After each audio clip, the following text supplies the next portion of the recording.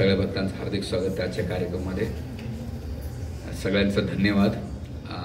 एवढा दांडियाचा कार्यक्रम सोडून आले, मोठा त्याग करून आले एवढ्या संख्येनं. तिथं तुम्हाला व्हरायटी नाचाय भेटणार आणि भरपूर काही पाहिलं. नंदनवन लॉन्समध्ये जागा नाही, मी असं ऐकलं, मला माहीत नाही.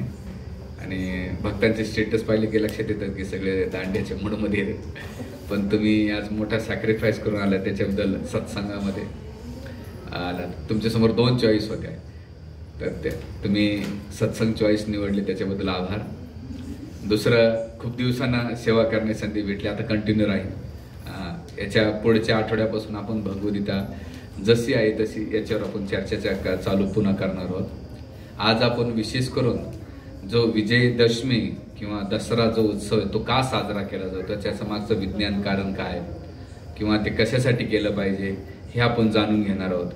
बऱ्याच वेळा लोक नवरात्र झालं तर 9 दिवस नाही का मा दुर्गा दुर्गा म्हणतात आणि 11 दिवस म्हणतात लाव मुर्गा. काय 9 दिवस दुर्गा दुर्गा और 11वें दिन लाव मुर्गा, म्हणजे दशमीला दशमी झाले 11वा मुर्गा. मग उपासाचं फलश्रुती काय, लाव मुर्गा. तर याला काही अर्थ नाहीये. तुम्ही 10 दिवस, आणि आपले धार्मिक सण आहे ना इंद्रतृप्तीचे साधन झालेले आहेत. दांडिया झाला तर त्याचं देवी अधिष्ठान नाहीये, स्वतःच्या इंद्रतृप्तीसाठी नाचतात. मुली मुलांना कोणा कला आकर्षण करा, स्त्री पुरुष कोणा. मागं त्या अमेझॉन का स्विगीने ट्विट केलं, सगळ्यात जास्त कॉन्डोम गर्भनिरोधन नाही का कोरोना काळामध्ये विकले जातात. सुकुमार प्रभू आणि प्रभूजी पण एका प्रवचनामध्ये सांगत होते.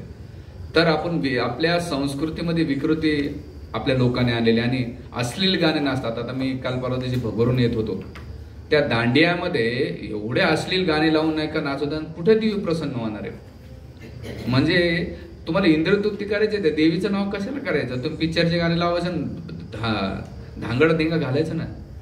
तर त्याच्यात सगळ्यात मूर्ख हिंदूच आहेत आणि हलकट हरामखोर येतं की धर्माच्या नावाने इंद्रतृप्ती करतात, आणि बघणारे आणि करणारे दोघंही शांत आहेत. आता काय संताप होतो की अरे धर्माच्या बाकीचे धर्मी आहेत ना, ॲटलीस्ट ते कसे काय असे ना, पण त्यांचे शुद्धता तरी पाळतात. आपल्याकडे तर शुद्धता नाही, मोकाट कारभार झाला. कोणी बोलणारच राहिलं नाही, आणि बोललं तर त्यालाच शांत करतात. सोशल मीडियावर त्याची बँडच वाजवून देतात. सांगण्याचा मुद्दा असा आहे की धर्माचा अधिष्ठान आणि भगवंताने ज्या इष्टदेवताचं अधिष्ठान देऊन तुम्ही जेव्हा कार्य करता तेव्हा ती फलश्री होती. नाही तर 9 दिवस दुर्गा दुर्गा आणि 11 दिवशी लांब मुर्गा, काही अर्थ नाही त्याला. देवी प्रसन्न नाही म्हणा. देवीला काय अपेक्षा आहे, तिची काय इच्छा आहे, आपण काय केलं पाहिजे काय नाही केलं हे समजलं पाहिजे. मला दुसरा एक प्रश्न नेहमी पडतो, दसऱ्याला लोक गाड्या का धुतात? दसऱ्याचा त्या गाड्या धुण्याचा काय संबंध? का बरं धुतात? सगळं गाव धुतो म्हणून आपण धुतो. पुन्हा नाही तर मी पाहिलं माझ्या गावी त्या ट्रॅक्टरला बैलगा आपलं 2 व्हीलर 4 व्हीलर ते मंदिराला फिरवतात. म्हणजे कोणाचा काही ताळमेळ नाहीये. आपला अंदाज धुंद सगळं चालू आहे, आणि कोणाला काही विचारलं तर कोणाला काही सांगता येत नाही, आणि शास्त्राचा अभ्यास नाही, आणि जे साधू आहे ते सांगत नाही. म्हणून दसरा हा जे सण आहे त्याच्या मागचं खूप मोठं विज्ञान आहे. कसं विज्ञान आहे की दसरा का साजरा केला जातो? तर ह्या दसऱ्याच्या सणाच्या मागं शौर्य, संपत्ती, विद्या, एकात्म आणि विजयाचं संगम आहे. जसं आता मी 9 दिवस 9 साड्या घातल्या, शास्त्रामध्ये कुठं वर्णन नाही याचं. पण देवीने घातलेल्याचं वर्णन आहे त्यांच्या याच्यानुसार, आणि त्या साड्याच्या मागचं ते उद्दिष्ट खूप आहे. तुम्ही 9 दिवस 9 ड्रेस घातले, कलर घातले, तर ते गुण तुम्ही अवगत केले का स्वतःला? तुम्हाला वाटतंय मी कपडे घातले म्हणून देव प्रसन्न होता? अजिबात नाही. तर एक पहिल्या दिवशी जो पहिला दिवस असतो, शैलपुत्री ही दुर्गा देवीचा एक अवतार आहे.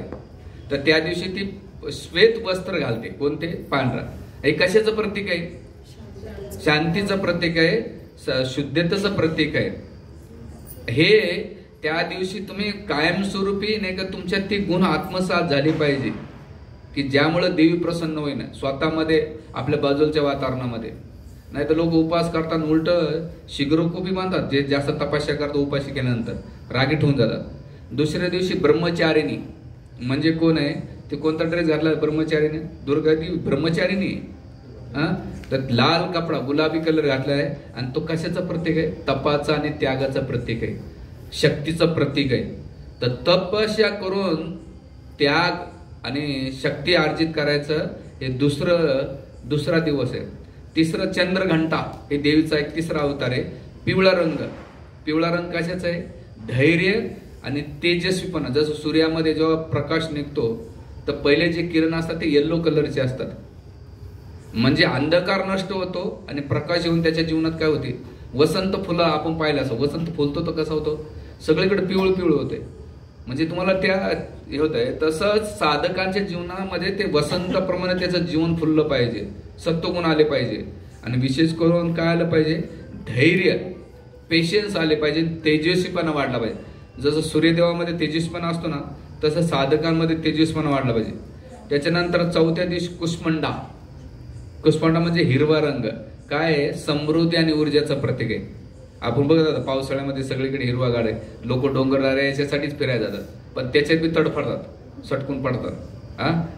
त्याच्यानंतर कुष्मांडा स्कंद माता, करडा कलर आहे, ऑरेंज. हे कशाचं आहे? मातृत्व आणि ऊब प्रगट करणारे. आई जसं त्या बाळाचं रक्षण करते तशी जी साधक आणि साधिका असतात त्यांनी ऊब दिली पाहिजे, सगळ्यांना ममत्व दिलं पाहिजे, केअरिंग असलं पाहिजे. हे त्याच्या मागचं. कात्यायनी याचं वर्णन श्रीमद भागवताच्या दशम स्कंदामध्ये गोपीनं पूजा केल्याचं वर्णन कात्यायनीचं. तर ती कात्यायनी कसे? निळा रंग आहे, धैर्य आणि निर्धार आहे. त्याच्यानंतर कालरात्री काळा कलर आहे आणि नकारात्मक जीवनातली निगेटिव्ह निघून गेली पाहिजे, त्यासाठी ते वस्त्र घातलं पाहिजे. आणि मग महागौरी म्हणजे जांभळट रंग शांती आणि अध्यात्माचा रंग आहे, ज्यामध्ये त्या व्यक्तीनं नाही का आपल्या जीवनात अध्यात्म प्राप्त केलं पाहिजे. आणि सगळ्यात शेवटी आहे सिद्ध धात्री, निळसर हिरवट कलर, जे पूर्वत्व आणि सिद्धी प्राप्त केली पाहिजे. जे साधिका उपास धरतात, साधना करतात, नवरात्र पकडतात, त्यासाठी हे ड्रेस कोड आहे. पण आजकाल फॅशन झालं. आता मी मुंबईला गेलो होतो, मी जेव्हा गाडीत होतो एक कलर पाहिलं सगळं हिरवेगारच दिसतात. मला प्रश्न पडला असं, तर मी एकाला विचारला असं, ते म्हणजे पूर्वी नवरात्र आहेत ना, ते सगळं हे लवकर. दुसऱ्या दिवशी मी ठाकूरला जात होतो तर दुसराच कलर आहे आणि सेम, म्हणजे A to Z माताजी जेवढ्या होत्या त्या सगळ्या कलरच्या. म्हणलं एक कलरचे काय आणि एक टी शर्ट नाही, भरपूर लोकलचे ते सगळे पाहिलं. तर याच्यामध्ये काय ड्रेस घालणं चांगलं आहे, त्याच्या विरोधात नाहीत आपण.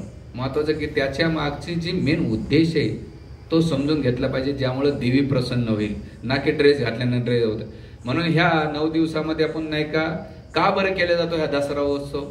याचे 4 कारण दिलेले जाते शास्त्रामध्ये. पहिलं कारण आहे की दुर्गा देवीनं 9 दिवस युद्ध केलं कोणाशी? महिषासुर, आणि 10व्या दिवशी त्याचा वध केला, म्हणून विजयदशमी साजरी केली जाते.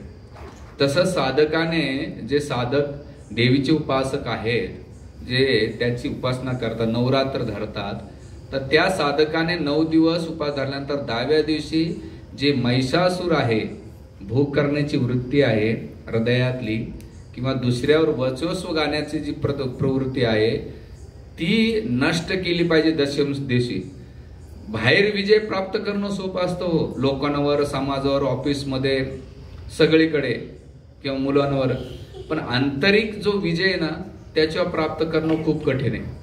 म्हणून साधकाला सगळ्यात फाईट कोणाशी जास्त करावं लागते माहिती आहे तुम्हाला? स्वतःपेक्षा हृदयातल्या अनर्थाशी जास्त फाईट करावं लागते. म्हणून ते केलं पाहिजे आणि त्याचा सहार केला 9 दिवस. आणि ह्या 9 दिवसामध्ये जेवढे साधक असतात ना, तर तपस्या करून त्या देवीला शक्ती प्रदान करण्यासाठी उपास सांगितले. मग चप्पल न घालणे, उपास धरणे, आणि संध्याकाळी देवी थकून जाते तर तिच्या प्रसन्नासाठी गरबा खेळला पाहिजे, हा शास्त्राचा नियम आहे. म्हणजे देवी नाही का दिवसभर युद्ध करते, रात्री थकवत, आणि म्हणून भक्ताने त्यासाठी केलं पाहिजे. पण भक्त देवीचा प्रसन्न राहिले बाजू आपलाच प्रसन्न करतात. सजून धजून. आताच मी गाडीवर 2 व्हीलर बघत होतो, अशा मावल्या सजून धजून आज चालल्या होत्या. बापरे, म्हणलं काय चालू आहे? तिथे आकर्षित कोणाला करणार आहे ते? जशी तुमची भावना आहे तसं तुम्ही त्याच लोकांना आकर्षित करणार आहेत. तुमचा केंद्रबिंदू काय आहे? प्रकृती डेंजर आहे बरं. प्रकृती तुमचं बाह्यक्रिया बघते पण त्यावर आंतरिक चेतना बघते. गंधर्व भागवतामध्ये ब्रवन नावाचं गंधर्वाची कथा आहे नव्या स्कंदामध्ये. ते भगवंताची कथा करत होते, भजन करीत होते. पण कथा करताना त्यांच्या चेतना काय होतं की माझ्या ज्या पत्न्या आहेत त्या प्रसन्न झाल्या पाहिजे. देवतांना पाहिलं भजन तो करतो हा, पण यांची आंतरिक चेतना पत्न्यांना संतुष्टी करण्यासाठी म्हणजे शूद्र बुद्धीचा वय पुढच्या जन्मात शूद्र म्हणून जन्माले. आणि तेच उपपूर्व ब्रह्मचारी दाशीपुत्र म्हणून जन्माला आले. ते म्हणजे अध्यात्म हे बाहेरून गोष्टीपेक्षा आंतरिक चेतनेवर जास्त फोकस केले जाते. म्हणून साधकाने खूप रिफाइंडनेस प्रॅक्टिस असली पाहिजे. तर याच्यासाठी हे दिलेलं आहे. आणि महत्वाचं विजयदशमी म्हणजे काय, आसुराचा नाश करणे आणि धर्माचा विजय प्राप्त करणे याचं प्रतीक आहे. आपण करतो का ते? ट्रॅक्टर धुतो, टू व्हीलर धुतो, फोर व्हीलर धुतो. अरे बाहेरचं धुतात पण हृदयातलं कोण धुतं का? तोरणं बांधणं चांगलं आहे, घरं लोक धुतात. दीपावळी आले आता सगळे लोक दीपावळी घाल. 80 लोकांचं काम आहे म्हणजे एकदाच काढणं म्हणजे ते काय नाही. घरातला कचरा निघून एक विचार मला कधी असं वाटतंय, घर स्वच्छ केलं तर एवढं फ्रेश वाटतंय, हृदय स्वच्छ केलं तर किती फ्रेश वाटेल काय? जर घर स्वच्छ केलं तर एवढं फ्रेश वाटतंय, हृदय स्वच्छ केलं तर किती फ्रेश वाटेल आपल्याला. पण आपण घर स्वच्छ करतो पण हृदय स्वच्छ करत नाही. त्यामुळं दरवर्षी दसरा येत राहीन, दीपावळी येत राहीन, गणपती येत राहते, सगळे सण येत राहते, पण माझ्या हृदयामध्ये माझ्या जीवनात काय फरक पडतोय हे आपल्याला आत्मपरीक्षण करणं महत्वाचं आहे. म्हणून त्यासाठी हे जे आहे याचा. आणि दुसरं धर्मशास्त्रानुसार जे विजयदशमी याचं कार्य काय, तर ह्या सर्व शुभ कार्य याच्यामध्ये तुम्ही दान धर्म, पूजा, विद्या अभ्यास, शस्त्रपूजन, वाहन पूजन म्हणजे व्हेकल कशासाठी आपल्याला मदत करतात. आणि सीमोल्लंघन केलं जात आहे जे पारंपरिक म्हणजे की याच्यापेक्षा तुम्ही तुमच्या कार्यामध्ये सक्सेसफुली व्हावा त्याचं तो कार्य असतं. म्हणून विजयदशमीचं आणखीन एक कार्य असं आहे की पांडव जेव्हा विराटराज दुर्योधनाने आक्रमण केलं होतं विराटनगर, त्यावेळेस अर्जुनाने नाही का जो आहे उत्तर कुमार त्याला घेऊन नाही का शमी वृक्षाच्या शेजारी गेले आणि तिथे अस्त्रशस्त्र काढले, अस्त्रशस्त्राची पूजा केली आणि नंतर त्या कौरवांना हरवलं. भीष्मदेव, गुरुद्रोणाचार्य, पितामह भीष्म आणि सगळ्याला पराजित केलं. म्हणून पांडवांना त्याच्यासाठी शस्त्रपूजन केले जाते आणि तो विजय उत्सव साजरा केला जातो. याचं दुसरं कारण आहे. आणि दुसरं जे आपट्याच्या झाडाखाली पांडव विजय झाले होते तर त्या सगळीकडे सोनं वाटलं होतं. तसंच 12 महिने आपण नाही का सोनं तर वाटू शकत नाही कलियुगामध्ये. नातेवाईकाला 1 ग्रॅम करायचं म्हटलं तर लोकांना टेन्शन येते, तर सोनं कोण वाटणार आहे. पण त्या सोन्याचं प्रतीक म्हणून आपट्याचं झाड इथं बघा, इथंच फ्री आहे. काही जणांचं लक्ष गेलं असं दसरा जवळ आल्या बाबा इथंच आहे. तर त्या सोन्याचं प्रतीक म्हणून काय कशाला दिलं जात आहे की बाबा हे आपटेचे पाने देऊन तुम्ही संपत्ती, सौभाग्य आणि परस्पर मैत्री वाढावा. आपल्या मनातली जी कटुता एकुणेकाच्या प्रती, हृदयात कोणाच्या प्रती ईर्ष्या, द्वेष आहे, कपट आहे, दंभ आहे, हे सगळं बाजूला ठेवून आपण एकत्र येऊन नाही का सोन्यासारखं जीवन जगू. त्यासाठी आपटेवा. आपण फॉर्म्युले म्हणतात प्रभूजी सोनं घ्या, सोनं घ्या.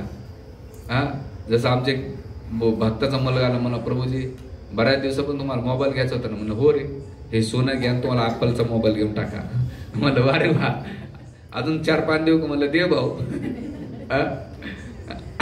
एक प्रभूजीले भारी म्हणून माझी बायको नेहमी मला त्रास देते, सोनं घ्या, सोनं घ्या. आज तिला एवढं सोनं घेऊन दिले की तिने कल्पना बी केली नसेल. म्हणलं काय दिलं? पण आपटेचे पाने दिले. तर हे सांगण्याचा उद्देश आहे की याच्यामध्ये जे स्वर्ण त्याचं प्रतीक वाटलं जातं आणि परस्पर मैत्री वाढावं आणि आपल्यातली कटुता निर्माण व्हावं त्याच्यासाठी हे केलं जातं. आणि शमीचं तर आपण सांगितलेलं आहे. त्यानंतर महत्वाचं की त्या दसऱ्याच्या दिवशी विद्या आरंभ केला पाहिजे. जी लहान मुलं येतात सरस्वती देवीची विद्याची पूजा केली जाते. आपल्याकडे जे काही ग्रंथ असतात किंवा वह्या पुस्तकं असतात, पूजा करून विद्यार्थ्याला त्याच्या जीवनात विद्यामध्ये विजय प्राप्त करावा त्याचे केले जाते. म्हणून लहान मुलांना तांदळाचं असं हे करून नाही का बोटाने अ काढून, आ काढून, ओ काढून असे एक मंत्र करून विद्या आरंभ केल्या जाते. कधी कधी काही जण जिभेवर पण करून घेतात ते. तर अशा पद्धतीनं ते हे केले जाते. तर हा सण याच्या मागचं महत्वाचा उद्देश आपण ते समजलं पाहिजे. आणि महत्वाचं की याच्याबरोबर आणखीन शास्त्रामध्ये याचे रेफरन्स येतात की चाणक्य जे होते कौटिल्य, त्यांनी आज विजय प्राप्त केला होता कोणावर? धनावर. आणि दुसरं विजय करून चंद्रगुप्त मौर्याला नाही का दिलं, याचं भागवतामध्ये पण वर्णन येते.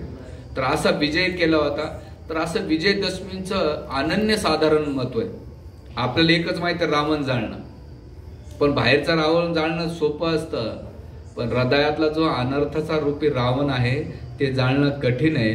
म्हणून आज आपण जे विजयदशमी वास्तविक आपण कशी साजरी केली पाहिजे याच्याबद्दल आपण थोडक्यात चर्चा करूया. की महत्वाचं आहे, प्रत्येक साधकाने दरवर्षी जेव्हा सण आले त्यावेळेस स्वतःला ॲनालाइज केलं पाहिजे. आपण काय ॲनालाइज केलं पाहिजे? दसरा आलाय बुवा, तर ह्या दसऱ्यामध्ये मी माझ्या जीवनात काय संकल्प घेतला पाहिजे. म्हणून हा जो आपण दुर्गादेवीचं तर पाहिलं विजयदशमी झालं, तर दुसरं आहे विजय राम उत्सव.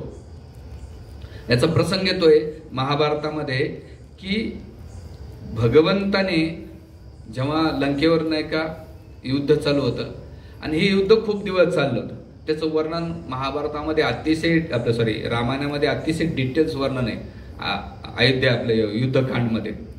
तर महत्वाचं की विजय ह्याच्यामध्ये वर्णन केलेले की अधर्मावर धर्माचा विजय.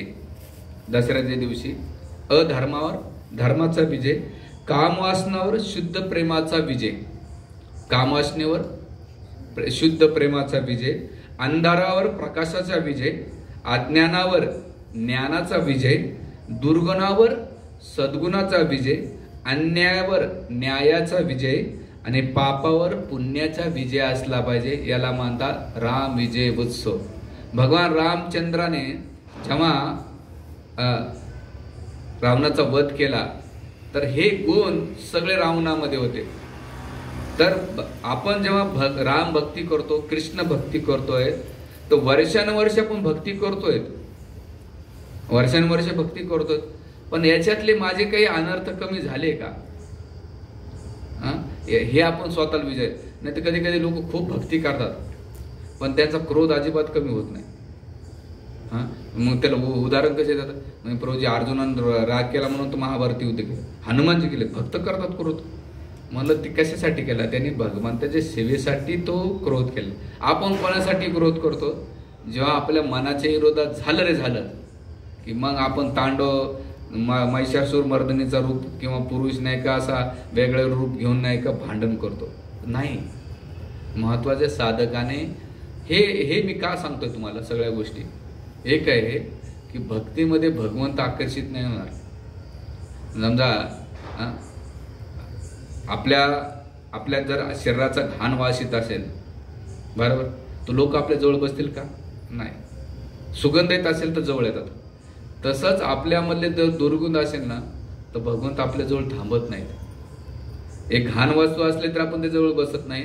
तसं आपल्यामध्ये दुर्गंध असेल ना, दुर्गुण, तर भगवंत आपल्या जवळ थांबत नाही. पण एखाद्या जवळ चांगले सुगंध येत असेल तर कोणी जाऊन बसते. तसंच आपल्याकडे सद्गुणाचे सुगंध असला पाहिजे की ज्यामुळं भगवंत भक्त आपल्याप्रती आकर्षित झाले पाहिजे. हे त्याचा मागचा उद्देश आहे. म्हणून कलियुगामध्ये जर पाहायला गेलं तर दिवसेंदिवस रावण डोकं काढतोय.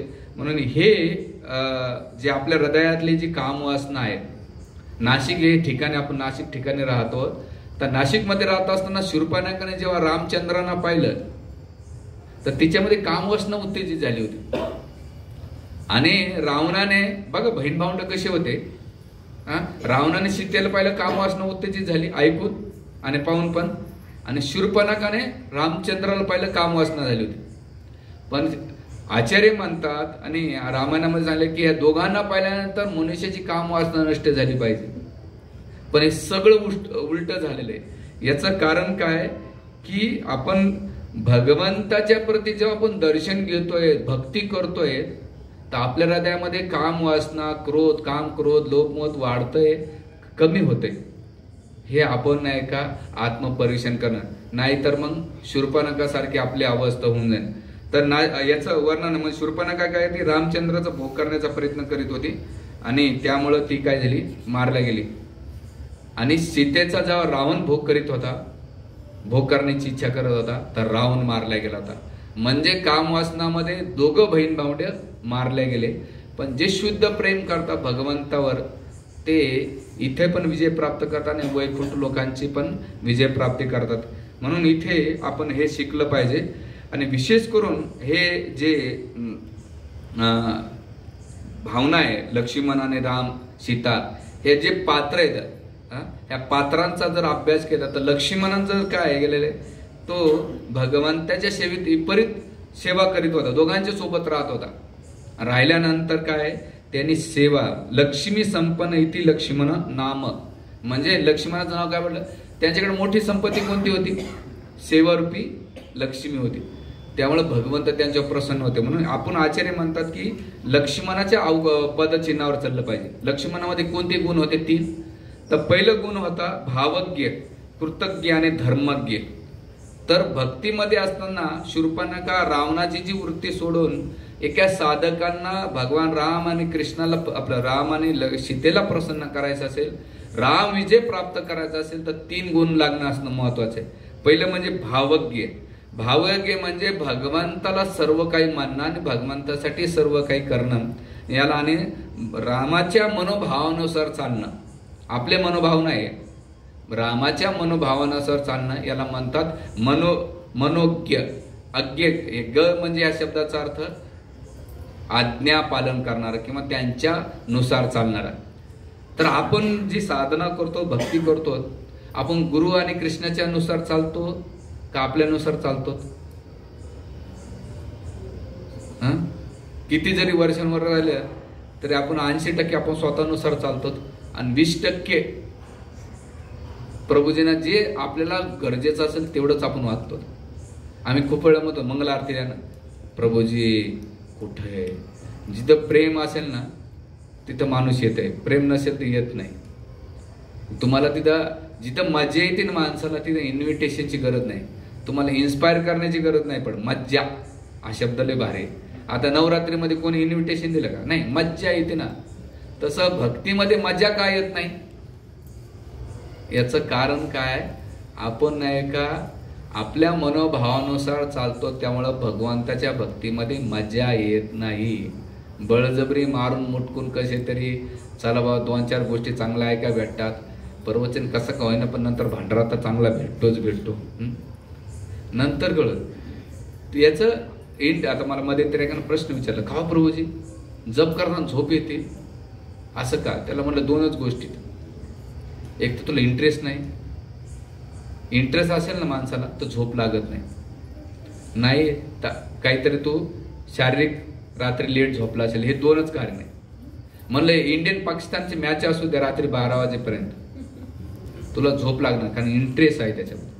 पण 30 माळा घ्यायला सांगावं 10 वेळा माणूस काढून बघते, कधी संपल ती, कधी माळा संपतच नाही.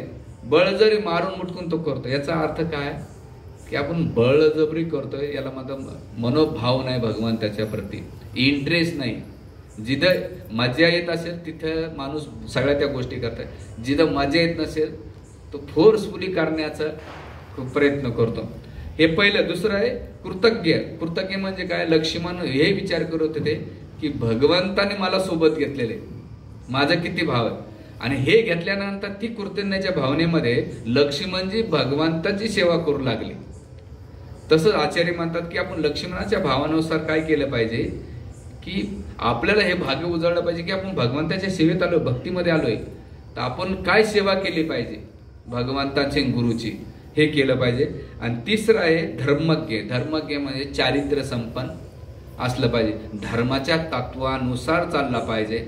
आणि ते तत्व धर्म कोण आहे, साक्षात भगवत प्रणितम. धर्मम तुम साक्षात भगवत प्रणित, जे भगवंताच्या प्रेरित आहे, भगवंताने स्थापित केलेले आहेत तत्व, त्या तत्वानुसार आपण जेव्हा चाललो तेव्हा भगवंत प्रसन्न. म्हणून इथे श्रीरामाच्या लक्ष्मणाच्या सेवेमुळे भगवान रामचंद्र आणि लक्ष्मण आपलं सीतामाई अतिशय प्रसन्न झाले होते.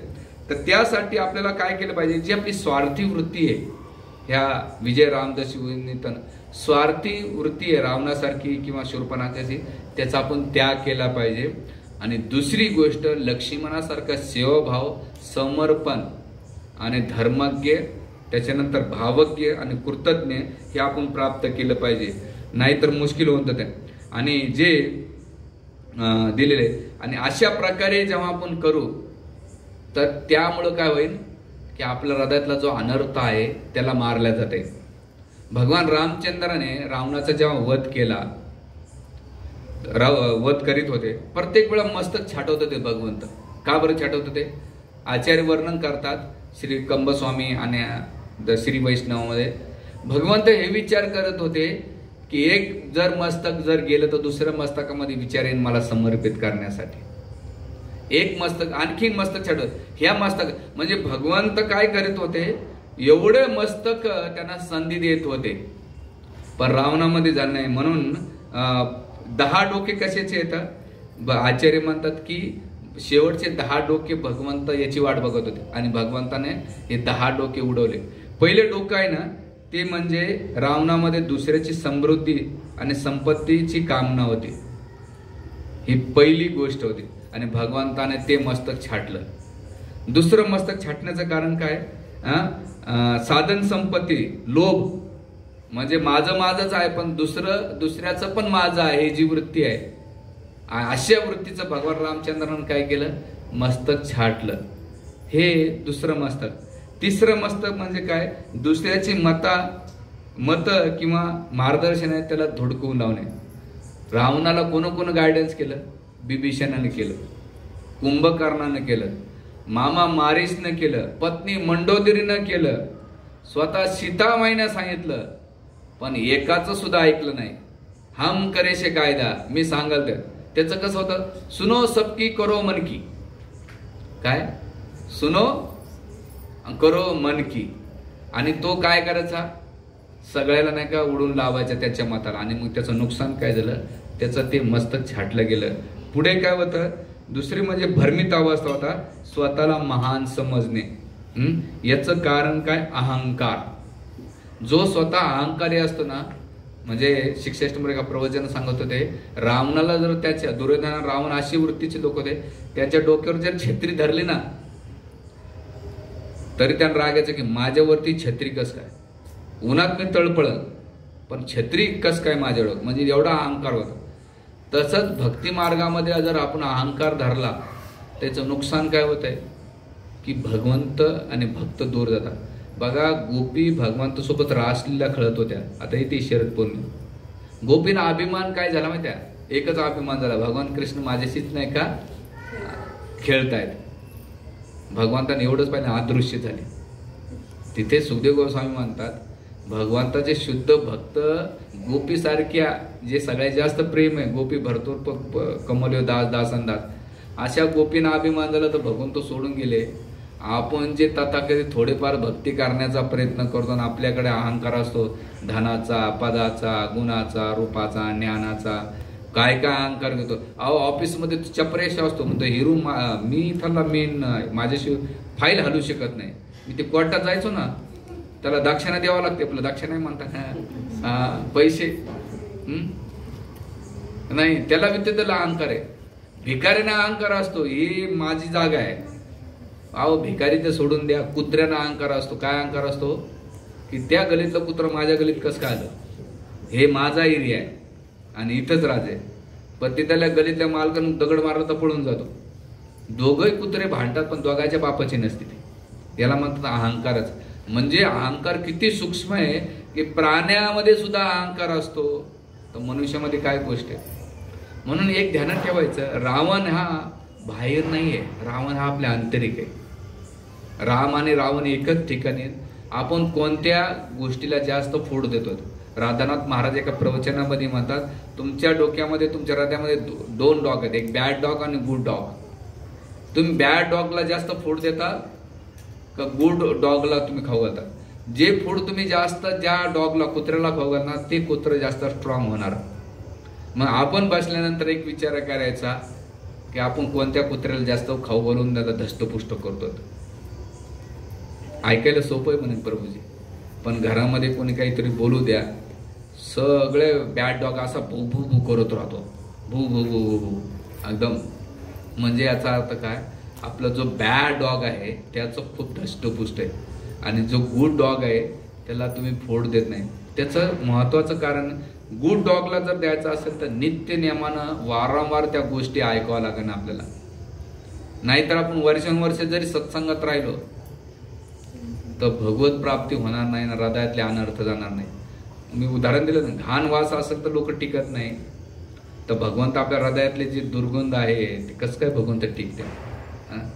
म्हणून ज्यांच्या हृदयामध्ये भक्ती आहे त्यांच्या स्वभावामध्ये, त्यांच्या व्यवहारामध्ये, त्यांच्या कार्यामध्ये एवढं रिफाईंडनेस येते, आपोआप त्याला पाहिले की लोक आकर्षित होतात. याला म्हणतात शुद्धता. शुद्धता म्हणजे काही त्या एरियलच्या पावडरमध्ये कपडा घातला धुवून काढलं नाही, इनबिल्ट. माझा एक अनुभव असा आहे की आम्हाला जेव्हा कधी डिफिकल्टी आल्याने आम्ही नुसतं शिक्षाष्टपुरून जवळ नुसतं बसलो जरी ना, प्रश्न विचारायच्या पहिले नाही का ती प्रॉब्लेम सॉल्व्ह झालेले असायचे. का, तेवढी ती पॉझिटिव्ह एनर्जी आहे, जी शुद्धता आहे, त्याच्यामुळं बाजूचे जे अनर्थ आहेत ते निघून जातात. आणि असे बी लोक पाहिले त्यांच्या बाजूला तुम्ही ते काही नको बोलू द्या, नुसतं बसलं तर निगेटिव्ह व्हायब्रेशन एवढे पॉवरफुल असतात की माणूस आपोआप त्याच्यावर बसल्यावर दोन गोष्टी जाणार, एक तर ॲग्रेसिव्ह होणार किंवा लस्ट येणार किंवा ग्रीड येणार किंवा काय नंतर ईर्ष्या येणार. हे माझा व्यक्तिगत अनुभव. बरं, ते बस एखाद्याच्या शेजारी एखादं 2 घंटे, त्याचं इफेक्ट न कळता, जसं आम्ही एका ब्रह्मचार्याने एका क्लासमध्ये प्रश्न विचारला होता की प्रभूजी मी सकाळी जप करतोय, पण जप करता मला खूप लस्ट सारख्या डिझायर्स येतात, असं का.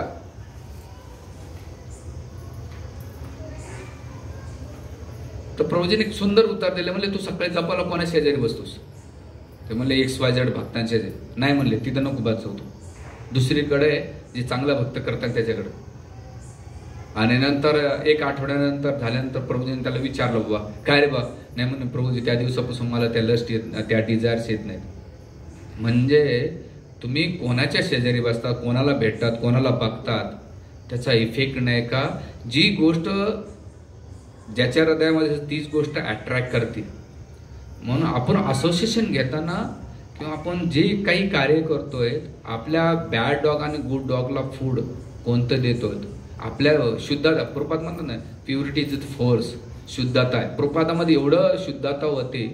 म्हणून लोकांना कृष्ण भावनेमध्ये त्यांनी आकर्षित केलं, जे सगळ्यात एकदम काय म्हणतात ना, काय कोण्यात याचे नव्हते, एक्स्ट्रीम दोन्ही टोकाचे होते. पण प्रपादांची एवढी प्युरिटी होती, त्या प्युरिटी समोर त्यांची निगेटिव्ह काही टिकली नाही. आणि मग कृष्ण भावनेचा प्रचार झाला. आणि तेच आता बरेच प्रचारक जातात UK मध्ये, US मध्ये, म्हणे प्रभूजी भक्ती लोक येतच नाहीत का बरं. तर गौरमपूरला एकदा प्रश्न विचारला, असं का. गौरमपूर सांगतात की जेवढे तुमची शुद्धता असेल तेवढ्या शुद्धतेने तुम्ही लोकांना कृष्ण भावनेला आकर्षित करू शकतात. जेवढी शुद्धता नसेल ना, तर लोक तुमच्या सत्संगाला येऊन सुद्धा नाही का जास्त काळ टिकणार नाही ते. म्हणून ही शुद्धता, म्हणून प्रत्येक साधकानं आपल्या शुद्धता हृदयातली वाढवलं पाहिजे. आणि त्या शुद्धता कशी निर्माण, भगवत नाव सिन्सिअरली जेव्हा जप करताना, हरे कृष्णा कृष्णा कृष्णा हरे हरे, हरे राम राम राम हरे, हे दिलेलं आहे. त्याच्यानंतर अहंकार झाल्यानंतर भ्रमित अवस्था आहे, स्वतःला हे करणं. त्याच्यानंतर छोट्या छोट्या इच्छा आकांक्षा पूर्ण करणं, आणि त्या नाही झालं तर राग येणं. रावणाला इच्छा आकांक्षा एवढ्या होत्या की त्याची कमीच नव्हती. त्याला सोन्यासारखी लंका होती, पत्नी होती मंडोदरी सारखी सुंदर, तरी भाऊनं काय केलं, देवकन्या, ऋषिकन्या, नागकन्या, मनुष्यकन्या, एक जी स्त्री दिसल, अहो ते तर सोडा, आपली सोनाला सोडलं नाही, उर्वशीला, रंबाला, कुबेरच्या त्या होत्या, नलकुबेरकडे जात होत्या. ते म्हणलं तिकडे कुठं जातं, मलाच भोग करू दे, कोणाला सोडलं नाही त्यानं. म्हणजे काय होतंय, तुमच्या छोट्या छोट्या इच्छा आकांक्षा सुद्धा हे तुमच्या नाशाला कारणीभूत ठरतात. आणि आपल्याला सगळ्यात मोठा शत्रू कोणी असेल ना, आपली इंद्रिय आपले धोका आहेत. तुम्हाला वाटतं इंद्रिय नाही का मजा देतात, नाही, इंद्रिय नाही का लय बँड वाजवतात. आम्ही तर आश्रममध्ये राहताना, मी खरं बोलणारा माणूस आहे, भले लोक काय विचार करते मला त्याशीच घेणे नाही, खूप स्ट्रगल आहे. आणि तुम्ही ज्या समाजात राहतात तिथे इंद्रिय खूप प्रबळ आहे आणि 100% ती वेब्स तुमच्या आजूबाजूला फिरवतात. म्हणून आपल्याला महत्वाचं की ते छोट्या छोट्या आकांक्षा. दुसऱ्याच्या कार्यक्षमतेकडे पाहून होणारी ईर्ष्या, द्वेष आणि सगळ्यात महत्वाचं दुसऱ्याचं नुकसान होणार आनंद, हे पण रावणाचं डोकं आहे. म्हणजे दुसरा कोणी प्रगती करीत असेल तर आपल्याला ईर्ष्या येत असेल, द्वेष येत असेल, रावण आपल्यातला वरती येतोय. दुसऱ्याचं नुकसान होऊन जर आपण आनंदी होत असेल, वैष्णवाचा गुण काय असला पाहिजे? पर दुःख दुःखी असला पाहिजे. पण पर दुःख सुखी असेल तो भक्त होऊ शकत नाही. पर दुःख दुःखी, तो दुःखी असेल तर आपण दुःखी राहायचं. तो आनंदी, आपण आनंदी असलं पाहिजे. पण आपलं कसं उलटं, जेवढं लोकांचं वाटोळ झालं तेवढं आपल्याला आनंद वाटतो. याचा अर्थ काय की आपण भक्तीमध्ये अजून कच्चे मटके आहोत.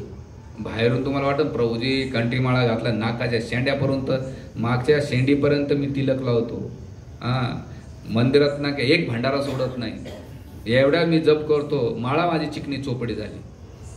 ठीक आहे, चांगली गोष्ट आहे बाबा.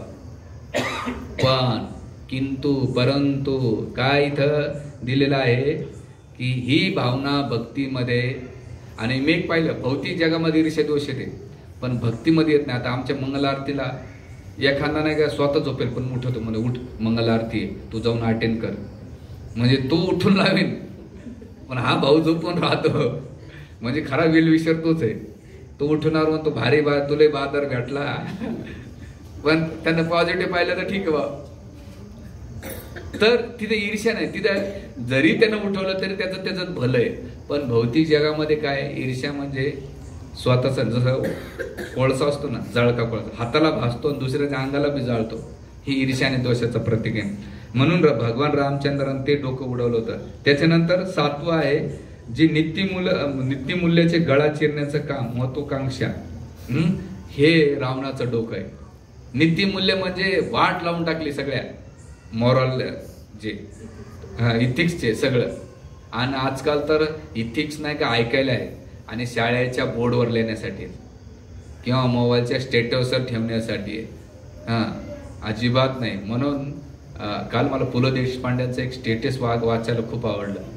मी पणा बाजारात विकाय काढला, कोणी त्याला विकत घेणार नाही आणि त्याची किती जाहिरात केली तरी ते मीपणा घेणारे भेटणार नाहीत. म्हणून मीपणा घेऊन पुढे जातात. तुमच्या मीपणाला कोणी खात नाही, सोडून द्या मीपणा. म्हणून इथे मुद्दा काय की जी महत्वाकांक्षा आहे, मूल्य आहेत, याला सोडून द्या. त्याच्यानंतर दुसऱ्याची प्रगती पाहून सहन न करणारी, म्हणजे दुसऱ्याची प्रगती पाहून जर सहन करत नाही, जलशी आणि स्वतःची अक्षमता राहतो, याच होते. आणि त्याच्यानंतर नुकसान आणि भीतीमुळे निर्माण होणारे असुरक्षितता, हे जे रावणाचे डोके आहेत. श्रीमान शिक्षाष्टपूर्वी काही वर्षापूर्वी ह्या रावणाच्या कितीतरी डोक्यांचं वर्णन केलेलं आहे. ते म्हणतात प्रत्येक साधकाने जेव्हा हे डोके ऐकले पाहिजे, तर याच्यातले किती डोके आपण काय केलेले आहेत, मारलेले, ते विचार केला पाहिजे. आणि जे बाकी आहेत, भगवान रामचंद्राला म्हणायचं, भगवंता माझ्यामध्ये ती शक्ती नाहीये पण तुमच्यामध्ये ती शक्ती आहे की मला या गोष्टी. आता तुमची शक्ती काय, तर भगवंताचं नाव आणि भगवंतामध्ये फरक नाही. ते भगवंत नाम रूपामध्ये येऊन जेव्हा तुम्ही जप करता, हरे कृष्णा कृष्णा कृष्णा हरे हरे, हरे राम राम राम हरे. तर त्यामुळं आपण हे जे दसरा महोत्सव आहे याच्यामध्ये त्रेतायुगामध्ये भगवान रामचंद्राने दशगुरूचा वध केलेला आहे. त्रेतायुगामध्ये रावणाचा वध केला. त्याच प्रकारे कलियुगामध्ये आपल्या हृदयामध्ये जो रावण बसलेला आहे, त्याचा जेव्हा दिवशी तुम्ही वध करता, त्या दिवशी त्याचा नाश करताना आणि आपलं जीवन लक्ष्मणाने सीतासारखं आदर्श, चारित्र्य संपन्न आणि प्रेरणादायक आणि दुसऱ्याला आनंद देणारं ठरेल. हे भगवंताचे जे भक्तांचे गुण आहेत, जेव्हा तुम्ही हे स्वतः आत्मसात करता, त्या दिवशी वास्तविकपणे विजयादशमी किंवा दसरा सेलिब्रेशन सारखं आहे. आणि मग जेव्हा तुम्ही असे गुण आत्मसात करता, तेव्हा तुम्ही ॲक्च्युली सोनं जेव्हा वाटता त्याचं सोन्याचं प्रतीक काय? मैत्री, दया, करुणा आणि एकोपा, विविधतामध्ये एकता. जसं मी पहिल्यांदा स्टार्टिंगला सांगितलं, हे 9 कलर म्हणजे कशाचं प्रतीक आहे? विविधतामध्ये एकता. जसं जेवणामध्ये हलव्यामध्ये हलवा दिला तर नाही पडून, पण जेवणामध्ये भरपूर आयटम असतात, तसं त्या जेवणाची मजा येते. एकाच फुलाचा जर हार असेल तर मजा येणार नाही. याच्यामध्ये किती कलर येतं? विविधतामध्ये एकता, मजा येते का नाही? आपल्या ड्रेस कोडमध्ये सुद्धा विविधता एकता आहे. तर ती आपल्या परिवारामध्ये, समाजामध्ये आपण विविधतामध्ये एकता निर्माण केली आणि हे गुण जेव्हा आपण आत्मसात करू, त्या दिवशी वास्तविकपणे विजयदशमी साजरा होईल. नाही तर दरवर्षी आपण काय म्हणू, सोनं घ्या, हॅपी दसरा, किंवा त्याच्यानंतर काय म्हणतात, सोनं सोनं घ्या, सोन्यासारखे राहा, आणि नंतर थोडं पुढे गेलं की निंदा करत बसतो. नाही, याला अर्थ नाही. तर महत्वाचं की आपण हे केलं पाहिजे आणि आपल्या जीवनामध्ये ह्या सगळ्या गोष्टी विशेष करून आत्मसात केलं पाहिजे, ज्यामुळं विजयदशमीचा धर्माची पुन्हा स्थापना होईल आणि लोकांना धर्माचं तत्व कळेल. नाहीतर धर्माच्या नावानं अधर्म वाढत चाललेला आहे. त्या अधर्माला कमी करण्याचं काम कोण केलं पाहिजे? जे भक्ती करतात त्या लोकांना केलं पाहिजे. आणि हे सण धर्म, शौर्य, संपत्ती, विद्या असा विजय प्राप्त करून भगवंताची प्राप्ती केली पाहिजे. हरे कृष्णा कृष्णा कृष्णा हरे हरे, हरे राम राम राम हरे. अशा प्रकारे आपण विजयदशमी सण साजरा करूया. Thank you very much. हरे कृष्ण. श्री श्री सीताराम लक्ष्मण हनुमान की जय. शिवार रामचंद्र भगवान की जय. तुम्हा सगळ्यांना विजयदशमीच्या खूप खूप शुभेच्छा. धन्यवाद. हरे कृष्ण.